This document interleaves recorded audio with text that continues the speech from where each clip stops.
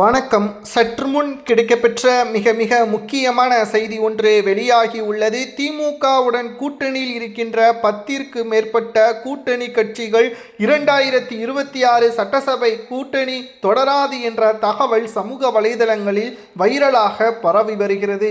156 தொகுதிகள் பெற்றால்தான் தனி பெரும்பான்மையுடன் ஆட்சியை அமைக்க முடியும்.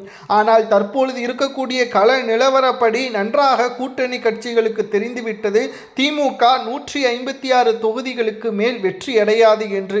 இதனால் கூட்டணி கட்சிகள் தற்பொழுது தொகுதிகளது எண்ணிக்கையை அதிகமாக கேட்டு வருகிறது. ஜனவரி மாத இறுதிக்குள்ளாக ஓபிஎஸ் அவர்கள் தற்பொழுது தாவேகாவுடன் கூட்டணி வைத்துவிட்டால் நிச்சயம் தமிழக அரசியலில் மிகப்பெரிய ஒரு மாற்றத்தை ஏற்படுத்தும். தென் மாவட்டங்கள் வட மாவட்டங்கள் தான் ஆட்சி அதிகாரத்தை யார் வர வேண்டும் என்பதை தீர்மானிக்கக்கூடிய பொறுப்பில் இருக்கக்கூடிய தொகுதிகளாகவும் இருக்கிறது. இப்பேற்பட்ட ஒரு சூழலில் காங்கிரஸ், விசிக, முஸ்லீம் லீக் போன்ற கட்சிகள் மற்றும் சிறு சிறு கட்சிகள் தொகுதிகளை கேட்க ஆரம்பித்து விட்டது.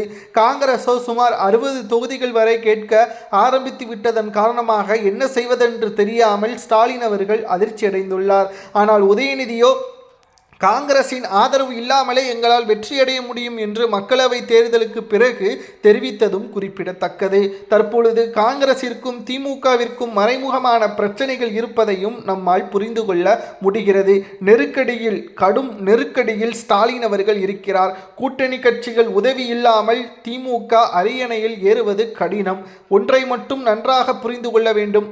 முதல்வராக இருக்கக்கூடிய ஸ்டாலின் அவர்கள் காங்கிரஸோ விசிகாவோ கூட்டணியில் இருந்து பிரிந்தால் நிச்சயம் திமுக அரியணையில் ஏற முடியுமா என்று கேட்டால் 100க்கு 100% நம்மால் உறுதியாக பதில் கூற முடியும், திமுகவால் வெற்றியடைய முடியாது என்று. ஆனால் இது ஏன் உதயநிதிக்கு புரியவில்லை? கூட்டணிகளுக்கு எதிராக பேச தொடங்கிய உதயநிதி அவர்கள் தற்பொழுது தொகுதிகளது எண்ணிக்கையை அதிகமாக கேட்பதற்கு இன்னொரு காரணம், இதுவரைக்கும் தமிழகத்தில் திமுக அதிமுக என்ற போட்டிதான் இருந்தது. ஆனால் தற்பொழுது திமுகவிற்கு எதிராகவும் அதிமுகவிற்கு எதிராகவும் தமிழக வெற்றி கழகம் என்ற கட்சி உதயமாகி மக்களுக்கு ஆதரவுகள் அதிகமாக இருப்பதன் காரணமாக காங்கிரசும் விசிகாவும் இன்னும் பல சில கட்சிகள், முஸ்லிம் லீக் போன்ற கட்சிகளும் வேற முடிவுகளை எடுக்க ஆரம்பித்து விட்டார்கள்.